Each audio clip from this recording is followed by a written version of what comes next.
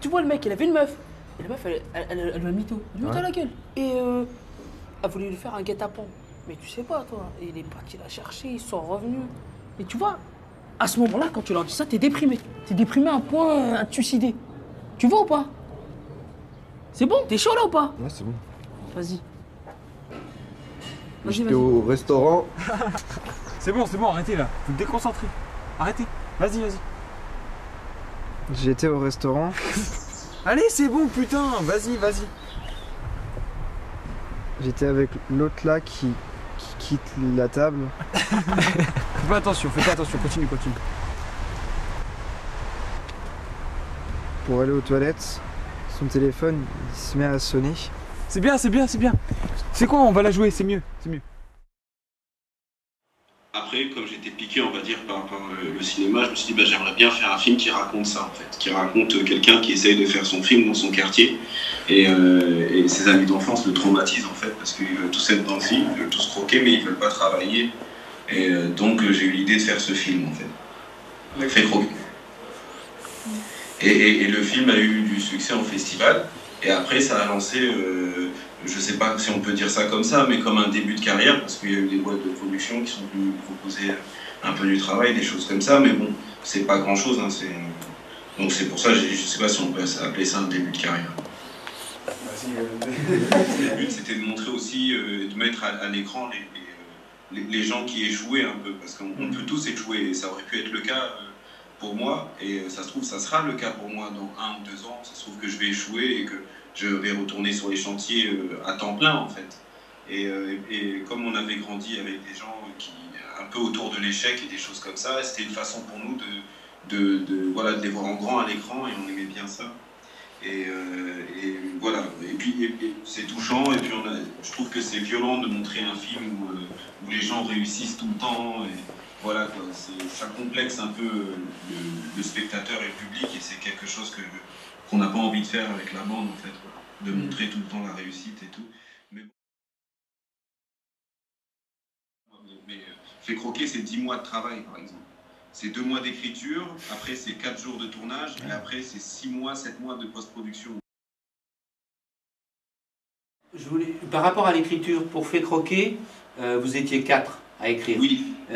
Quels sont les avantages et les inconvénients, les difficultés de l'écriture à 4? Alors j'ai envie de dire qu'il n'y a que des avantages. Il y a beaucoup d'avantages, et puis dans l'histoire du cinéma, quand on voit les grands films au scénario, on voit qu'ils sont toujours 3 ou 4. Et donc pour moi il y a beaucoup d'avantages. Alors le premier, par exemple, c'est qu'on réfléchit beaucoup plus vite dans la trame, donc qu'est-ce que c'est l'histoire. On n'est pas bloqué parce que voilà, 4 cerveaux, il suffit qu'il y en ait un qui s'enraye pour que l'autre le pousse un peu, et du coup ça avance très vite dans la trame. Et ce qui est bien aussi, c'est dans mon cas, par exemple, qui aime beaucoup la comédie, ou qui aime les choses qui font un peu rire, bon, je sais pas, mais moi ça m'arrive souvent de faire des blagues qui tombent à plat.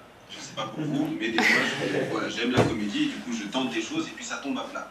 Et ce qui est bien, c'est que quand on est à 4, tes collègues t'empêchent de tomber à plat. Ils te disent bah là ça va un peu moins bien. et du coup tu réécris ton texte en fonction des gags que tu fais directement sur eux pendant que tu écris, en fait. Et ça t'empêche d'y croire, de le tourner et de faire psh quand tu le montes ton film en salle, et que ça soit nul, en fait. Pas marrant. Je sais pas comment expliquer les inconvénients. Il peut en avoir quand on s'est pas mis d'accord sur vers où doit tendre le film. Et par exemple, pour Fait croquer, juste avant le tournage, la veille, vous étiez rendu à combien de versions d'écriture du scénario? Je pense qu'on en était à la 5e version. 5e version. 5e version, oui, je pense qu'on était à la 5e version. Après, voilà, il m'est arrivé de bosser sur des textes où on est arrivé à la 7e, 8e version. C'est compliqué. Et au moment du tournage, c'est 80% du scénario qui est tourné. Il y a combien de place à l'impro par rapport à l'écriture qui est faite par écrit au niveau du scénario?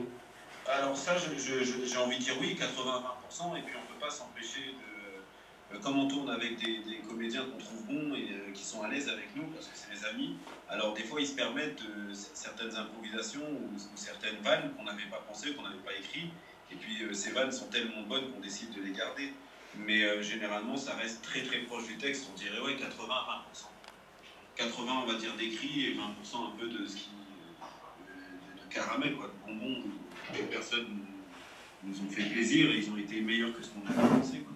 Et ça arrive souvent. Est-ce que tu avais storyboardé ou quelqu'un avait storyboardé avant Frais Croquet ou tu storyboardes pas Alors je fais des storyboards mais c'est un peu n'importe quoi en fait. En fait je fais des plans de situation.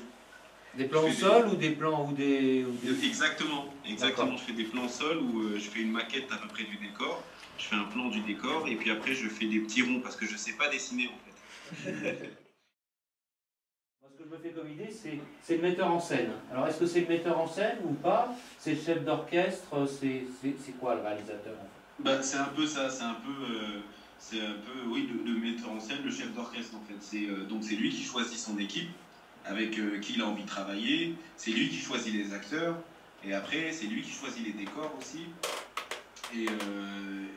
enfin qui donne son aval pour les décors. Et aussi sur le tournage, c'est lui qui fait le découpage, c'est-à-dire c'est lui qui choisit les plans. Donc il y a le chef-op et il y a le cadreur, si on veut, qui vont eux manipuler la caméra, mais avec entre guillemets l'accord du réalisateur. Si le réalisateur dit ben, à ce moment-là je veux un gros plan, à ce moment-là je veux un plan un peu plus large, je veux un plan où il est de profil, et c'est au réalisateur de décider. C'est au réalisateur de décider où la caméra sera posée en fait. Et après, ça sera au cadreur ou au chef-op de trouver la plus belle image. Mais le réalisateur décide voilà, où sont placés les comédiens, comment la scène intervient. C'est lui qui parle, qui coach un peu les comédiens pour leur dire non, on recommence parce que j'ai pas aimé comment tu as dit cette phrase. Voilà quoi. Il va voir des fois le chef-op en lui disant j'aimerais que la scène soit un peu plus éclairée que ça, ou bien j'aimerais que tu baisses un peu les lumières pour qu'on soit un peu plus au contre-jour. C'est un peu ça le réalisateur. Il est un peu, c'est lui, c'est un peu voilà le chef d'orchestre. Et après il a tout le monde pour travailler avec lui. C'est une équipe. Hein, et puis, il arrive aussi que le réalisateur ait une mauvaise idée et qu'il revienne. Par exemple, il est arrivé par exemple sur un cadre ou deux cadres de croire que c'était une bonne idée et en fait que le chef-op me proposait quelque chose de beaucoup meilleur.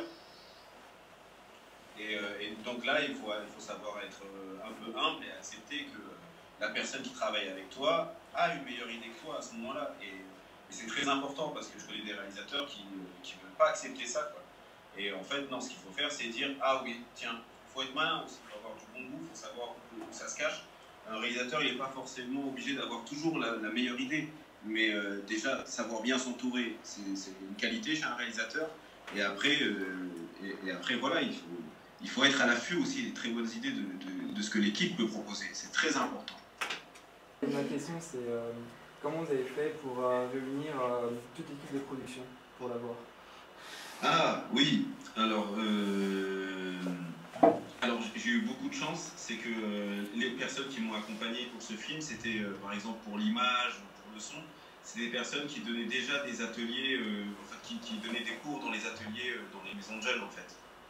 Donc j'avais énormément de chance, par exemple la chef opératrice du film, c'est Marianne Tardieu, et Marianne Tardieu est quelqu'un de très expérimenté et qui a un bon cœur, et du coup elle donnait un peu de son temps libre pour l'association, pour voilà quoi, pour nous apprendre qu'est-ce que c'est un découpage, qu'est-ce que c'est un plan, qu'est-ce que c'est la lumière où on la met.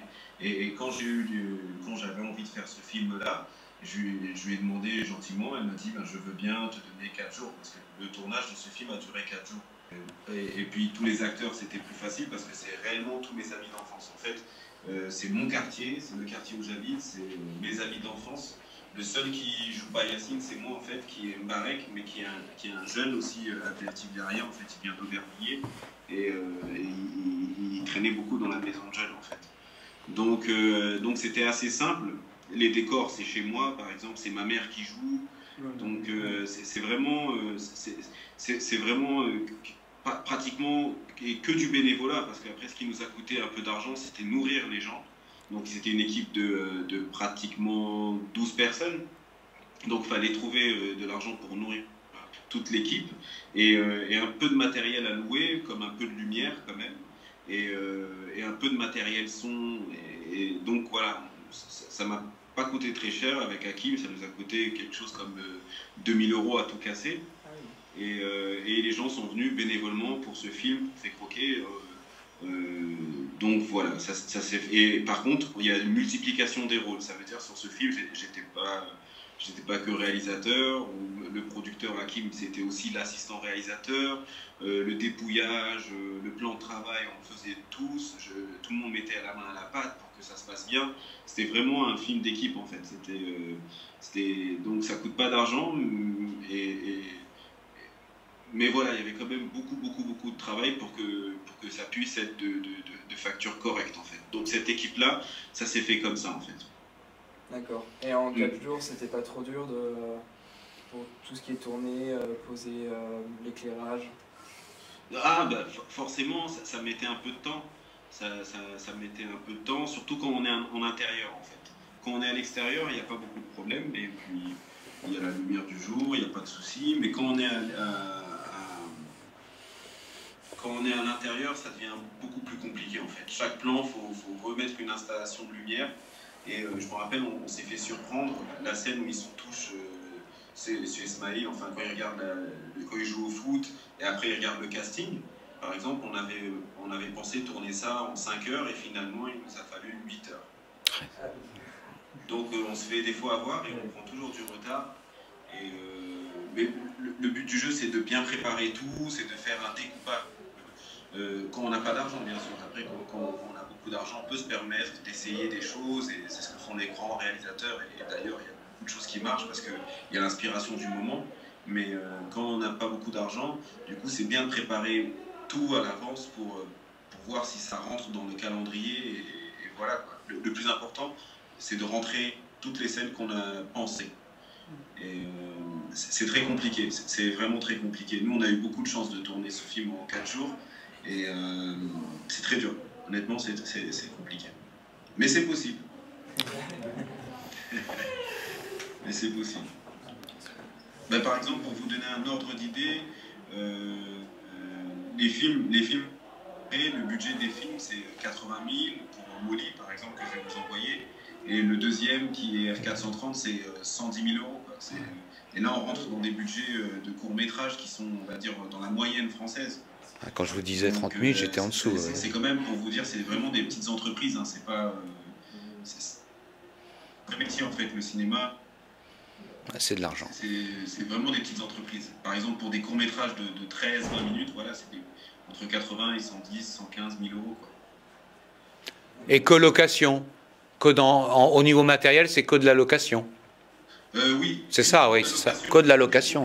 Uniquement de la location. Ouais, c'est ça. Si vous imaginez ouais, c'est ça. Ouais. Combien ça coûterait réellement, ouais. 110 000 €, mais que de location, et de paye aussi, parce qu'il faut payer les intermittents du spectacle. Après, on rentre vraiment avec les charges, les choses comme ça. C'est vraiment voilà, quoi, une entreprise, mais que de la location, parce que sinon, ça coûte une fortune. Par exemple, on a loué pour un film qui s'appelle Paname, je me rappelle, on avait loué les caméras et les objectifs et un peu de lumière, 27 000 €. Donc imaginez-vous le coût vraiment des objectifs. Il y a des objectifs, un objectif coûte 5-6 000 €. C'est vraiment des gros cailloux comme ça. Les caméras, elles coûtent extrêmement cher. Donc voilà. mais qui ont fait des films, des longs métrages comme dans Fait croquer, avec seulement 15-20 000 €. Ça existe. Ouais, c'est ça, voilà. Donc tout est possible aussi, tout est possible. Là, je vous ai juste donné quelque chose de la moyenne. La moyenne. Une question plus technique,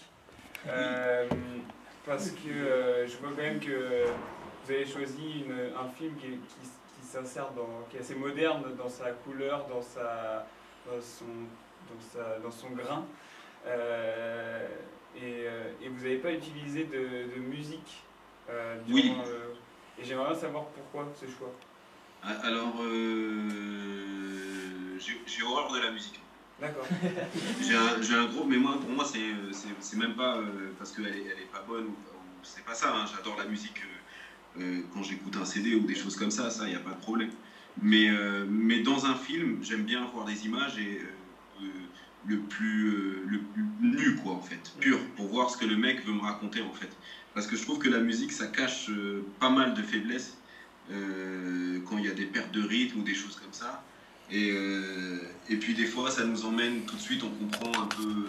C'est comme si le réalisateur nous surlignait le texte, en fait. Comme si, et moi, j'ai un gros problème avec ça. Alors, il y a quand même des films où la musique est très bien utilisée, mais j'ai envie de dire, à 80% des cas, c'est pas ça. C'est pas ça, c'est tout de suite, voilà, on met les violons pour que ça soit tout de suite plus émouvant. On met une petite musique un peu boogie, un peu, voilà, pour montrer que les personnages font la fête. Et moi, j'ai pas besoin de ça, en fait. Dans la rue, c'est pas le cas, et triste, il y a pas quelqu'un qui... Ça explique un peu, parce qu'il y a un étalonnage qui est quand même du coup très neutre, enfin, dans sa couleur le film. Ah, dans le film de Fait Croquer. Ouais, enfin je veux dire c'est très, comment dire,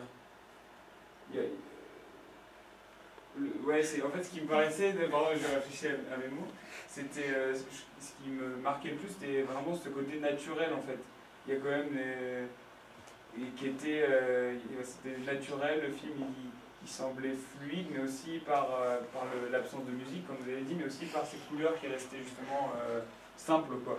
Et du coup, je pense que ça reflétait aussi bien, enfin, je ne sais pas si c'était une attention, et parce que c'était un choix de votre part, mais aussi bien le scénario qui s'avérait être moderne, jeune, avec cette couleur qui passait comme ça, comme de la crème, et puis c'est l'absence de la musique, quoi. C'était...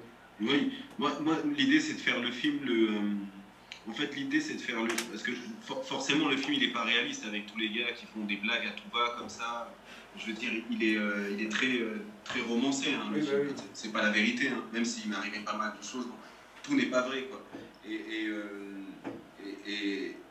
j'ai envie que tout soit un peu réel, c'est-à-dire pas de musique, des couleurs très simples et tout, pour faire croire aux gens en fait que ce qu'ils sont en train de voir c'est la réalité, alors que ce n'est pas la réalité. Et même si ça s'en approche en fait. Donc voilà, j'avais pas envie de faire comme font certains cinéastes, beaucoup d'étalonnage et qui rendent le film pas du tout réel. C'est pas des choses qui m'intéressaient en fait. Moi j'ai envie de coller le plus proche de la réalité pour pouvoir comment on appelle ça, donner au spectateur un peu une image il a une espèce d'habitude à cette image parce qu'elle ressemble plus à son quotidien, même si ce n'est pas son quotidien. Mais lui donner la sensation qu'il soit dans son quotidien. Donc il faut que ça soit le plus simple possible. Donc voilà. Et là maintenant, j'ai un peu arrêté d'écrire et de réaliser, et je m'occupe un peu de production en fait. Comme on a une boîte et qu'on a eu la chance d'avoir des films qui ont circulé en festival, du coup ça nous permet d'avoir un peu de points par rapport au CNC. Je ne sais pas si vous savez ce que c'est le CNC. Vous pouvez, parce que j'en ai pas beaucoup parlé, quasiment pas d'ailleurs. D'accord, alors le CNC c'est le Centre National de la Cinématographie. C'est un peu un ministère du cinéma et en fait quand on a écrit un scénario, et on le dépose là-bas et puis après il est jugé en commission, et à partir de la commission on vous dit si une aide vous est accordée ou pas, et donc voilà, ils donnent des subventions. On a beaucoup de chance d'avoir ça en France, je sais pas, parce que dans d'autres pays on n'a tout simplement pas. Du coup ça reste que des industries qui financent le cinéma, et donc ça devient un cinéma un peu de consommation où il n'y a que de la publicité à tout va, et ça devient très chiant. Alors qu'en France, on a encore ça, et du coup, c'est génial. Et en plus de ça, ils ont un programme qui permet d'aider des productions quand elles ont fait plusieurs films qui ont marché en festival. Du coup, on leur fait un peu plus confiance, cette aide-là. Et on s'est dit, ça serait bien de produire d'autres films que les nôtres, de jeunes réalisateurs, en fait, des premiers films. Et donc là, ça fait 2 ans qu'avec mes camarades, on produit des premiers films pour voir... en espérant de voir quelqu'un d'autre qui fasse un film que nous et qui réussisse. Pour l'instant, c'est plus ça. Et après, bien sûr, dans quelques temps, j'aimerais bien faire un long métrage, mais ça prend énormément de temps, et je ne sais pas si ça sera si ça sera le cas pour moi en fait. Mais j'aimerais bien en tout cas en faire un. Ma foi, très enrichissant, je pense que c'est très aléatoire. Bah, D'ailleurs, on vous le remercie énormément. Chaleureusement. Non, mais je pense que même pour nous, pour n'importe quel projet, cinéma ou pas, je pense que c'est bien d'avoir l'avis de quelqu'un qui a forgé son expérience sur plein d'expériences, justement, des échecs et des choses réussies. Merci à vous. Oh, merci à vous. Une vraie leçon de cinéma, hein, merci. Hein. Merci beaucoup. Alors, vraiment une gentillesse, c'est extraordinaire. Merci beaucoup. Merci. Bon. Merci à vous. À bientôt. Moi, en À tout cas, je bientôt. vous envoie un mail et puis je reçois le vôtre. Merci beaucoup. Avec grand plaisir. Avec grand plaisir. Bonne journée. Merci. Allez, Bonne au journée. revoir. Merci. Au revoir.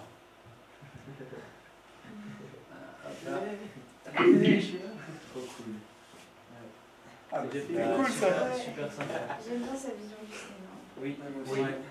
c'est dans le réalisme, c'est vrai que c'est intéressant. Tout ce qu'il pense, tout ce qu'il a dit par rapport à la musique, les images, tout ça, j'ai trouvé ça super intéressant. Ah oui, d'accord, c'est comme ça que tu vois le cinéma. Bah, je suis d'accord avec lui. Ouais, tu es d'accord avec lui sur ses choix. Surtout sur ce qu'il aime faire en général. Parce que c'est vrai qu'une musique d'ambiance, ça collerait pas vraiment à un court-métrage qui se déroule presque uniquement dans un quartier. Ça dépend. Non, mais c'était intéressant de voir que lui, il a fait ça comme ça. Et enfin, moi, je me suis rendu compte là, quand il me l'a dit, que finalement, c'est beaucoup mieux, je pense, comme ça. Et... En fait, c'est une adéquation entre un choix et une musique. Est-ce que la musique va apporter quelque chose? Est-ce qu'elle va se substituer alors que lui veut donner le ton le plus naturel? Il y a beaucoup d'écriture dans le cinéma et ce qui est bien, c'est que ça permet.